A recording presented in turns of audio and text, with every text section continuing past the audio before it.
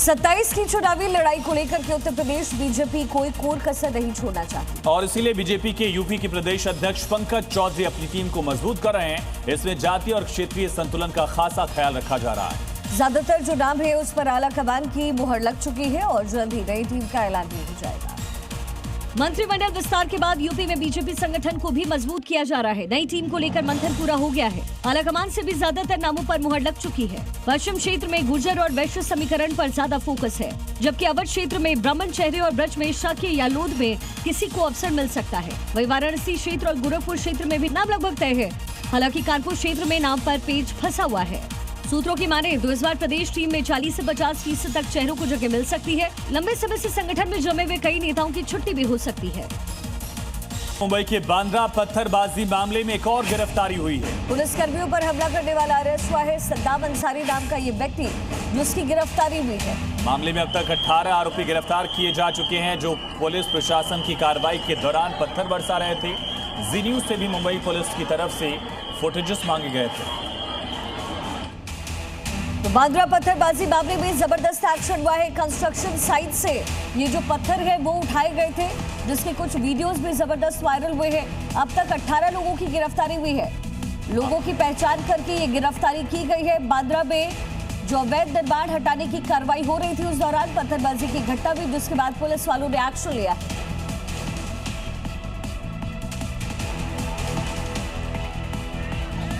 100 से ज्यादा पत्थरबाजों की पहचान कर पुलिस ने उनकी धरपकड़ तेज कर दी है। तो वहीं 2 लोगों को हिरासत में लिया गया है। उनमें से एक ने कथित तौर पर हिंसा के दौरान पुलिसकर्मियों पर पत्थर फेंककर हमला किया था। रेलवे की जमीन पर अतिक्रमण करने के बनाए गए एक मस्जिद को हटाने की कार्रवाई के दौरान 20 मई को भारी विरोध देखने को मिला और बड़ी संख्या में लोग मौके पर मौजूद रहे। प्रशासन का कहना है कि यह कार्रवाई बॉम्बे हाईकोर्ट के निर्देशों के तहत की गई है। मुंबई के बांद्रा में पत्थरबाज भाईजान के विरोध के बाद भी अवैध प्रशासन पर, दरअसल अवैध कब्जे को लेकर एक्शन प्रशासन का दिखा है। गरीब नगर में कड़ी सुरक्षा के बीच में अवैध निर्माण को तोड़ा जा रहा है। कड़ी सुरक्षा और बुधवार को पुलिस की कार्रवाई के डर से पत्थरबाज दुबक गए, क्योंकि बुधवार को जहां बवालियों ने पत्थरबाजी कर कार्रवाई रोकने की कोशिश की, तो वहीं आज कड़ी सुरक्षा में कार्रवाई जारी है। दूर दूर तक कोई पत्थरबाज नजर नहीं आ रहा है। यही कारण है कि बांद्रा के गरीब नगर में अवैध निर्माण को करीब 60% तक तोड़ दिया गया है।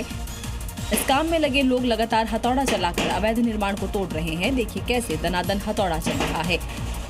एक एक सामान को हटाया जा रहा है। अब बहुत जल्द ही बुलडोजर अवैध निर्माण को ध्वस्त कर देगा। कोर्ट के आदेश के बाद बांद्रा में अवैध निर्माण को हटाया जा रहा है।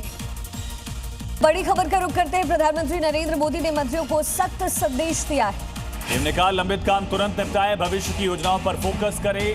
कहा गैर जरूरी विवादों से बचें। ये भी पीएम की तरफ से मंत्रियों को नसीहत दी गई है। 2026 के विजन पर काम तेज करने के आदेश दिए गए। प्रधानमंत्री मोदी बोले अब आगे देखने और नए लक्ष्य तय करने का समय आ चुका है। 5 देशों के विदेश दौरे के बाद लौटे प्रधानमंत्री नरेंद्र मोदी ने मंत्रिपरिषद की बैठक ली, विजन 26 पर चर्चा की और ये भी नसीहत कि जल्द लंबित काम निपटाएं और गैर जरूरी कामों से बचें, गैर जरूरी मुद्दों पर फोकस न करें।